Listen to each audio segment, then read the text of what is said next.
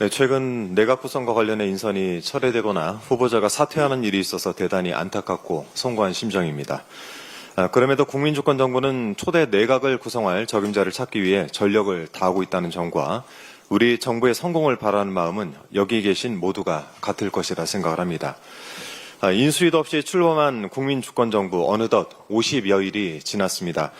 지난 23일 기준으로 장관 후보자 11명에 대한 임명 절차가 완료되었고 다음 주에는 김윤덕 그리고 최희영 두 장관 후보자에 대한 인사청문회가 예정돼 있습니다. 이 원활한 국정 운영을 위해서 장관 인선이 차질 없이 진행되어야 할 텐데 이 국민의힘 발목 잡기가 정말 경우를 넘어서고 있습니다. 어제 국민의힘 송원석 비상대책위원장은 안규배 국방부 장관 후보자, 권오을 국가보훈부 장관 후보자, 정동영 통일부 장관 후보자에 대해서 지명 철회를 촉구하고 나섰습니다. 국민의힘 내부가 엉망이니 이 시선을 밖으로 돌리기 위해서라도 이런 짓을 한다는 것은 이해는 하더라도 그 사유가 합당하거나 분명해야 하지 않겠습니까? 지금의 태도는 국정 발목 잡기 그 이상도 그 이하도 아닙니다. 송원석 위원장이 장관 후보자들을 두고 도무지 정상이라고 볼 수 없다라고까지 비난을 하던데요. 글쎄요, 내용을 떠나서라도 비난을 할 사람이 비난을 해야죠.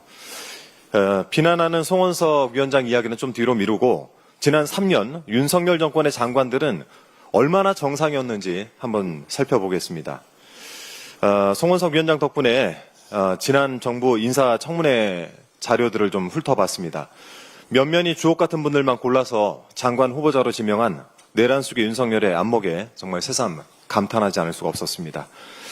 하나씩 살펴보겠습니다. 먼저 윤석열 정권의 인사에서 사적 유용은 아주 기본 소양이었습니다.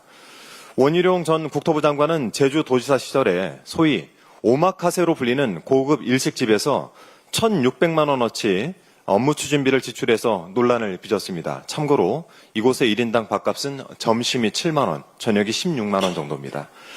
이인숙 방송통신위원장도 인사청문회 당시 법인카드 사적 유용에 대한 의혹이 제기됐고 현재 수사를 받고 있습니다.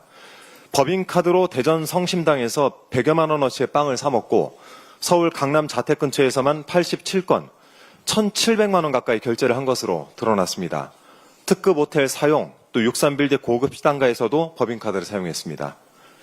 먹는 것에 진심인 윤석열 정권답습니다. 재산 증식과 관련한 의혹도 가지가지입니다. 이 대표적으로 김행 여가부 장관 후보자 사례가 있는데요.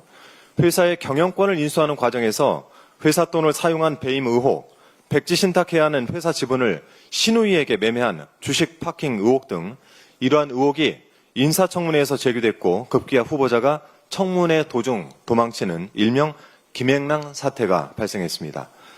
한덕수 전 국무총리에 대해서는 4년간 18억 원의 고액 고문료 논란이 있었고 김영현 전 국방부 장관은 법무법인 고문으로 취업을 하면서 그 사실을 신고하지 않아서 과태료 100만 원을 낸 전력이 있었습니다. 그리고 그 법무법인이 내란의 핵심인 김영현 변호를 맡고 있다라는 언론 보도도 있습니다.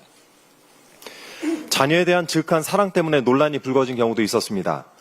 한동훈 전 법무부 장관에 대해서는 자녀의 스펙 쌓기 의혹이 불거졌습니다. 자녀가 한 논문 대회에서 금상을 수상을 했는데 이 논문에 대해서 대필 의혹이 제기됐고 또 봉사활동 내역에 미리 서명을 해놓은 2만 시간 봉사활동 의혹으로 구설에 올랐습니다.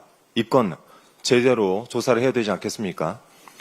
유상임 과기정통부 장관은 그 자녀가 마리화나 흡입을 하고 미국에서 불법 치료한 사실을 질병이란 핑계로 덮으려고 했고 또 정호영 복지부 장관 후보자는 자신이 근무하는 의대에 두 자녀를 편입시켰다라고 하는 아빠 찬스 의혹이 불거지면서 자진 사퇴했습니다.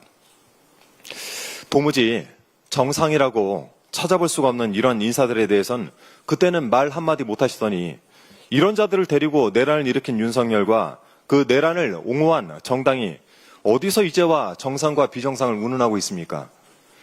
더욱이 행사장에 자신이 자리가 없다라고 하면서 당직자에게 폭언을 퍼붓고 발로 걷어차서 큰 논란을 일으켰던 갑질의 대명사 송원석 비대위원장, 과연 정상과 비정상 이 단어를 입에 담을 수 있는 자격이 있습니까? 아울러 장관 후보자에서 자진 사퇴한 강선 의원에 대해서 의원직 사퇴 요구와 윤리위 제소를 이야기하시던데요. 앞서 두 분께서도 간단히 언급하셨지만 당직자를 폭행한 송원석 위원장에게 똑같은 요구를 합니다. 당장 위원장을 비롯한 의원직에서 사퇴할 것을 요구하고 자진해서 물러나지 않는다면 민주당도 송원석 위원장을 갑질 및 폭행으로 윤리위에 제소할 것을 말씀드립니다. 이러한 국민의힘 내부 성찰 처절하게 하시길 바랍니다. 극우 세력과 선을 긋고 계엄의 강을 건너 국민의 삶에 동참하시길 정말 당부드립니다. 간단하게 한 말씀만 좀 덧붙이겠습니다. 오전에 민중기 특검팀이 양평고속도로 종점 변경 관련해서 김성교 의원실에 대해서 압수수색에 들어갔다고 하죠. 제 맞은편 방이라 회의 들어오면서 보니까 기자분들께서 많이 와 계시던데요.